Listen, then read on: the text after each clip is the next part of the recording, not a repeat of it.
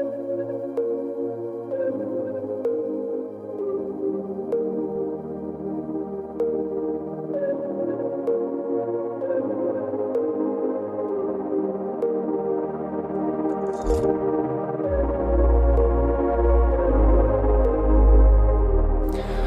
everyone, Ironman 70.3 World Championship, St. George, done and dusted. Season done and dusted. I'm already back in Germany, flew back home just one day after the race, which was a little stressful, but yeah, I'm happy to be back after spending 7 weeks in the USA. And before I get to the race recap, I just wanted to give you a quick update about my wheel sponsor situation, because I got a lot of comments and messages about that after I posted my new bike on Instagram, which is, by the way, which you should check out. It's a really cool design. Thanks to Cube for that. And yeah, the wheel situation was a little bit unfortunate this year. I signed with Cadex. And when we signed, we basically didn't know yet they're gonna release a TT bike as well. And obviously, because I'm working together with Cube, I have an ongoing contract. I can't work together with other bike companies. And as soon as they released their TT bike after the Ironman World Championship in St. George, it basically made them a bike company, and we unfortunately had to terminate the contract. Of course, we are aiming for long-term partnership, so we are not really happy about the situation, but there's nothing what we could really do. There's already a new wheel sponsor now in the pipeline, which will definitely work out, and which is also at least for the next 3 years. So yeah, this is not our goal to have these short partnerships, and I was also happy with the products, but yeah, we couldn't really do anything there. And of course, because Cube is also my longer partner, we of course try to stay with them also, like as long as possible, and not go against the contract. But that was just about that, so you understand the situation. In this race I was riding the DT Swiss wheels, which won't be my new sponsor. I was just riding them for this race. They're really fast in a Cube bike. I just was able to borrow them for the race, and so I had a good pair of set of wheels for disc brakes, because basically all the wheels I own are for rim brakes, and now that I have a disc brake TT, I needed new wheels. For all the German viewers, if you want a detailed race recap, you should definitely check out my new podcast with Pushing Limits and Nick Stangenborg, What the Funk, which released on Tuesday after the race. They were talking a lot about the race in German. So definitely go check out the new podcast, which we release one time every month.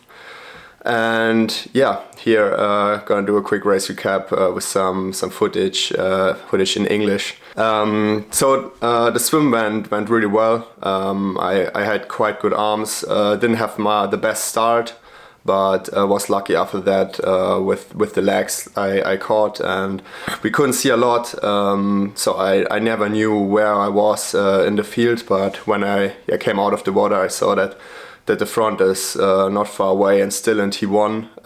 It was actually might have been my best swim this season. I wasn't as close to the first as I was last on that race. It was less than 30 seconds. And I decided to put on gloves in T1, as it was only 4 degrees and the water was, I think, just over 16 degrees, so it was really cold. So I put on gloves, which was definitely a good decision, and then just rode really hard to get warm. Out of the water, or out of T1, I was quite in a good position right in the beginning of the huge chase pack. There were 5 guys out front. When I watched back, I saw them all basically riding behind me. So my goal was just to get into the front pack without taking anyone with me. So I searched pretty hard and managed to do that. And after like 10 minutes, I was at the front with Christian Blumenfeld, Ben Canute, Aaron Royal, and Miki Tarkold. Then we managed to drop Aaron Royal pretty quick. Christian was putting in a crazy pace, so I just followed and waited until he wants me to take a turn or until he got tired, but it just didn't happen. He just kept pushing from the front all day. I really just tried to follow. Of course, it was my goal to get off the bike alone and in front.